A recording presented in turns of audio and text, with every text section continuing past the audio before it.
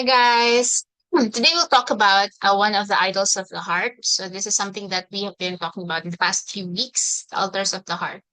Um, so usually by nature, our human nature wants a savior. We desire something or someone to save us when we are in pain or in hunger, in thirst, right? So we usually hope for rescue, for relief. So, for example, you are offended or you were hurt by someone.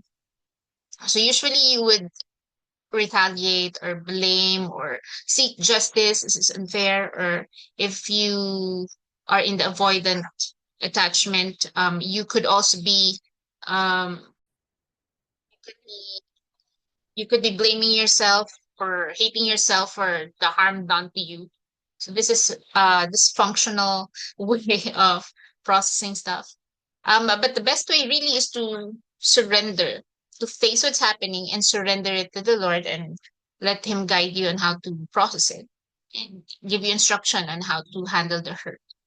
Um, right? But since sometimes it's really hard to do that, if we just want to handle it our way, and sometimes we hold on to something like, blaming others.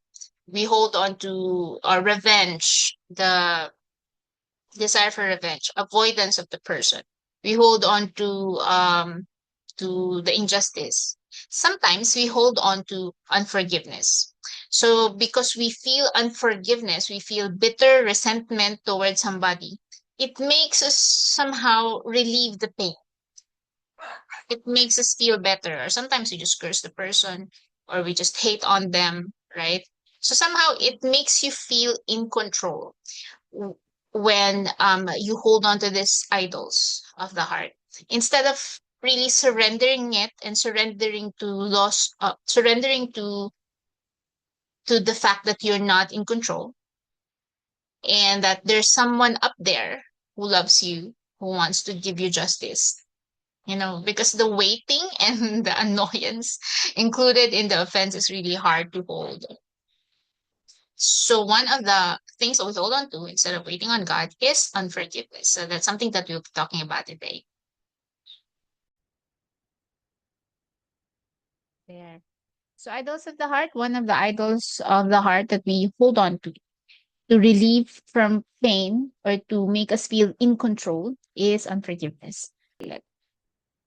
So we want to honor and respect our feelings, but at the same time, we also want to see the bigger picture, which is something that we will talk about today, and the relief that is available for you, the right relief, right? So let's go with the teaching. So do you find yourself in avoidance behavior, or you're staying away from a person, avoiding reminders of the hurtful events, or harboring desire for revenge or harm for a person? So do you see yourself like that? You avoid the person at all costs, or you avoid the place of the person that harms you, or harboring the desire to avenge yourself.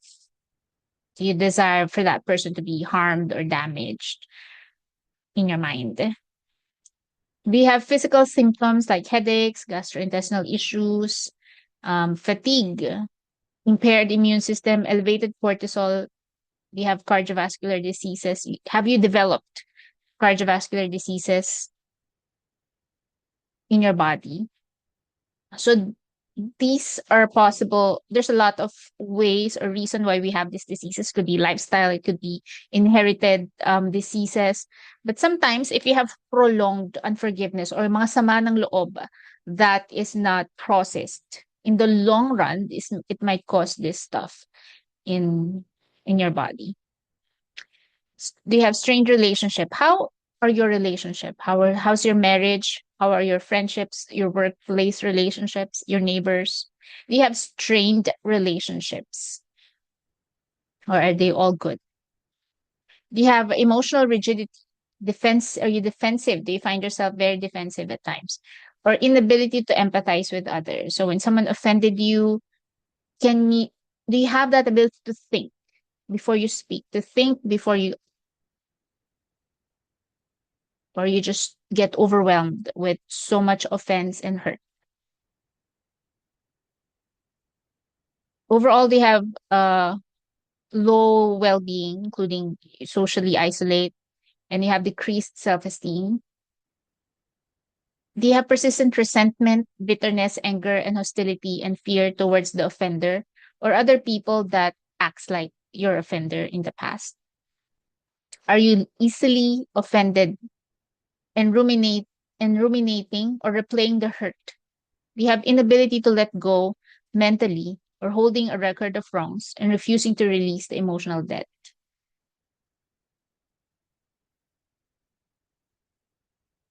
So this is ano no.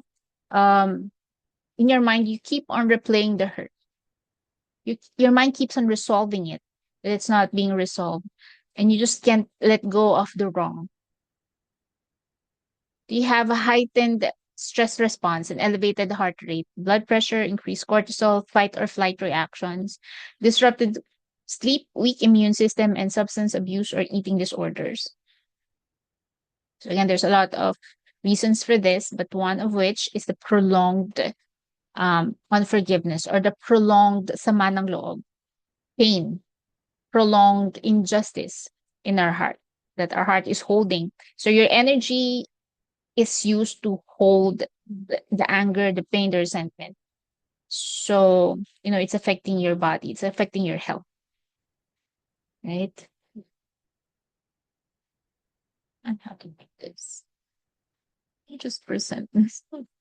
Present ko pala. So these are possible signs po that you haven't decided to forgive yet. Or this is something tricky, no, we'll discuss it in the last parts. It's still, you don't know that there's an offense. You did not recognize the offense. It's just in there, right? Or or your mind forgave, but your emotions and body still holds the offenses. You know, so there are a lot of ways to be offended, to be unforgiving. But what's tricky are the things that you don't recognize. This If you don't recognize something, it's hard to resolve, right? So, for example, one example of this is, for example, my friend unintentionally hurt my shoulder. So he has a pointed object, and he or she has pointed object and um unintentionally cut uh my right shoulder. So I have bruises and I have bleeding skin, bleeding shoulders, right? So if that friend is someone I know we're in good terms and I know that he or she doesn't mean to do that, it's kind of easier to forgive that person. So I can decisionally forgive that person. That no, that's okay. You don't mean this. Can you just help me fix this wound, put some bandage to it or stuff, right? So forgiveness is easier in those times, especially if he's owning it and he is helping me with what happened. So decisional forgiveness is easy, it can be done in a snap, but the emotional forgiveness is kind of hard. So it doesn't mean that I have forgiven that person. It doesn't mean that my wound has been healed also, right? It just means that I have decisionally, willfully forgave the person, but my wound will take time to heal. So it will depends on the intensity of the wound. I could heal in a day, in a month, in a year. So it depends on the damage that was caused. So every time that damage or that pain pops up, I probably remember my friend who did this to me. So am I gonna blame that friend? Am I gonna blame myself? Am I gonna blame God? So these are the usual thought patterns of that happens when you emotionally forgive. Mm. So if you want to emotionally forgive, you have to understand that all wounds does not heal in a snap, right? In a day. So maybe some would heal in a day if it's just a small wound, but usually if the damage is bigger, then it will take time to heal. Same with emotional forgiveness. It will take time to heal a deep, deep, deep emotional wound. Right? So that's when you'll have to be careful of your thoughts. You have to be careful of the way you process your pain, the thoughts that is released in your mind, the thoughts that you embrace as truth when that pain strikes, right? So there are different kinds of forgiveness, acts of forgiveness, according to Worthington. We'll talk about that in the last parts of the presentation. And the last parts, yeah, this is the first part. Um, there's a decisional forgiveness. There's also the emotional forgiveness. So that is the longer and harder part that we'll have to um, endure and go through there. So, what are the components of unforgiveness? First is the transgression. It is a moral or relational violation that hurt or harm one's physical, psychological, relational, or spiritual boundaries. Sure, um, there are different kinds of boundaries. Your basic human boundaries, moral or religious boundaries, cultural, personal boundaries. Right. So, whenever a boundary is crossed, whenever um, when someone comes into your gate without permission, when someone gets your car without permission, someone didn't just cross your boundaries, they stole your property, right? So the simple act of actually crossing another person's boundary is a transgression, right? How much more if they stole stuff or damage stuff in your house? So that's a transgression, the violation of a boundary. Another is a transgressor. So this is the person, it could be the self or others, or a situation, or a group, or a politician, or maybe God in the concept of, in the mind of the person, no, who did the transgression that caused disrespect, hurt, or harm. Then the victim, we have the victim, the one who received the violation of boundaries, hurt, or harm, and whose body and mind produce emotions and thoughts that brought the person to complex emotional and cognitive state. So the victim, to make it simple now, it's the one who received the violation of boundaries. So the one who's violated is the victim. So we want to make sure that the violation is legit or valid, right? Sometimes the victim could have imagined violation. So what else? It's so if the victim was violated and the victim produced emotions and thoughts in the mind because of that violation. Um, it brought the person into a complex emotional and cognitive state that could persist long after the offense. So the person, the victim's body, because of the offense, produced different kinds of emotion and thoughts, automatically produced these thoughts, which is really normal for a person because whenever someone transgressed on you, the body will signal it as harm or threat. So you have to protect yourself. So it has to produce bodily emotion. It has to produce emotions so that you can protect yourself, protect your properties, protect your boundaries and stuff. So at the first offense, our body will produce anger and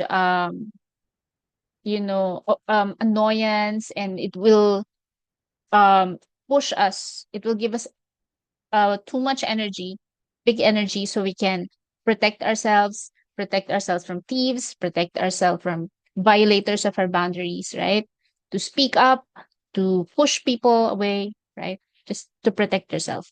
But if the unforgiveness, it's taking time, it's not being sorted out, so it will produce unforgiveness, which are feelings of resentment, bitterness, and desire for retribution, rumination, and avoidance behavior towards the offender. So again, the offender could be the self, others, or situation. What are the factors for a victim to hold unforgiveness? One of which the teachings that for if you want more teachings on scientific and Christian forgiveness. One of the best resource is Everett Worthington. He did a research, well-known research on forgiveness, and it is now research based, evidence based. way to therapy to help people heal. It's forgiving people. Scientifically proven already that forgiveness helps alleviate people's distress.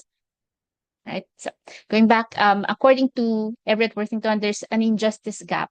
So ongoing mental computation of the distance between injustice done with us and the subsequent event after the transgression.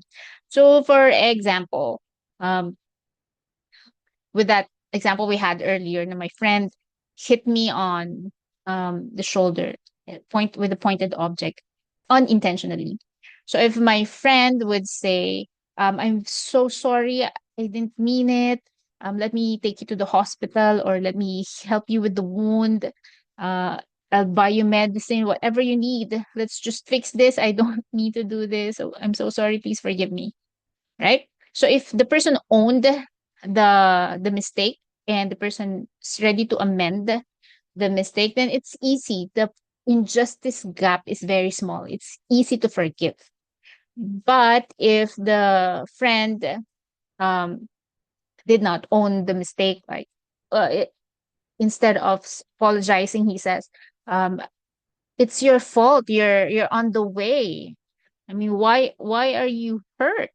You're so stupid. Why are you why did you do that to yourself, instead of just accepting the fault, the person will blame you or blame the situation or just ignore you in your pain that he or she caused.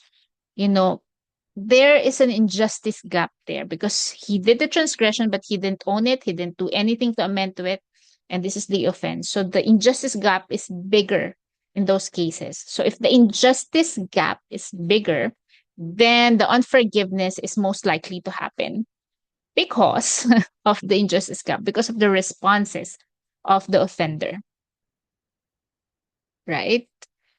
According to the perspective of the victim. So it depends also with the cognitive control. How is the self control of the victim? How is the victim able to hold his or her tongue during an offense? So if I was hurt with that example, no, and then I cursed the person, I hated that person, I nagged on that person without giving him a chance to explain himself, or I sue him with just one offense, with that offense, then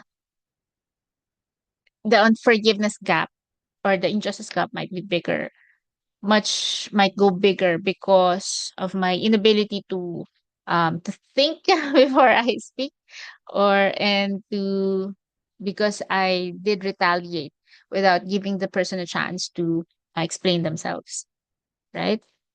So cognitive control will be a factor. Perspective taking, how are you seeing this? um so how do you see the offender's viewpoint? If you know that person, he's not really intentionally harming people, then it's easier to forgive. But if you know that person, he's really a rude one and he's not accountable, irresponsible, then it's harder to forgive. Right? Depends on the perspective of the victim. We also have the social valuation or re-evaluating the offender victim as socially and morally worthy. So, for example, it's just a scratch in the shoulders. It's not big. But it was done by your favorite artist, like, Taylor Swift. So she unintentionally scratched her shoulder. But socially and morally, this person is worthy. Or maybe the Pope unintentionally did that. So if the social valuation of the person is high and you likable, right, it's easier to forgive. And if the offense is just small. But if the person is someone that you hate, someone that annoys you repeatedly in the past, and even if it's just a scratch, or that person is um, socially known to be a bad person, then it's kind of hard. It's kind of harder to forgive that person just because of the social valuation. Is that person worthy, um, or not? Do you feel worthy to be angry? It's the valuation of the offender and the victim. Do you feel worthy to receive justice, or do you think you deserve to to be damaged? Yeah, that's another factor. Personality traits. So if someone has higher neuroticism, so it just means that you have tendency for negative feelings, negative emotions. So it will be more hard. It will be harder to forgive. Relational quality and transgression of characteristics. Yeah, that's relational quality. Do you have good relationship with the offender or the transgressor? Um, yeah, it will, and the severity of the betrayal. So if it's just a scratch, it's easier to forgive. But again, if it damaged your bones as well, the severity is hard. So it will take longer time to forgive. Might take longer time to forgive. So offenses that are difficult to forgive, they say usually the emotional offenses that are difficult to forgive, it's usually betrayal, including infidelity, broken promises, cheating, deception, broken promises. Yeah, same broken promises. And revealing confidential secrets. So ito po yung mga, these are the things that's kind of hard really because it talks about trust and things that are important to you. Some others are violence, sexual or physical abuse, murder, rape, child abuse, or harming a close family member. Actions that are severe or intentional and are recurring. So these things, it's really hard to forgive because of the severity of the damage.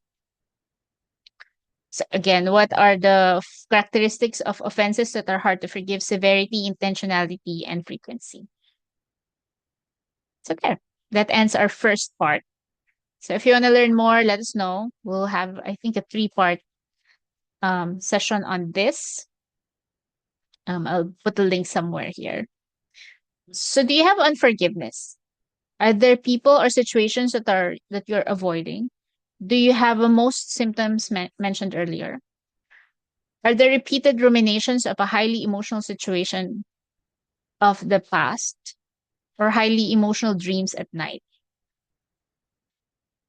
Or, or are you developing health issues that was not there in the past, even though your lifestyle's good, even though your diet is good, you're still developing health issues there. So let's end with this one. Mark 11:22 to 25. Jesus answered to them, have faith in God.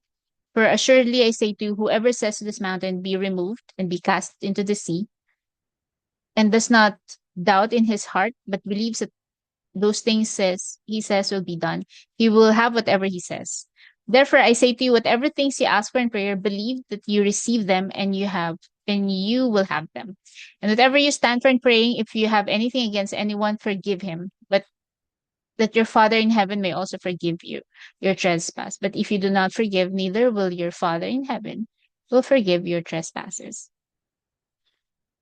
There. So just want to leave you with this verse that there are people who trespass against us, but we also have trespasses against other people and against God.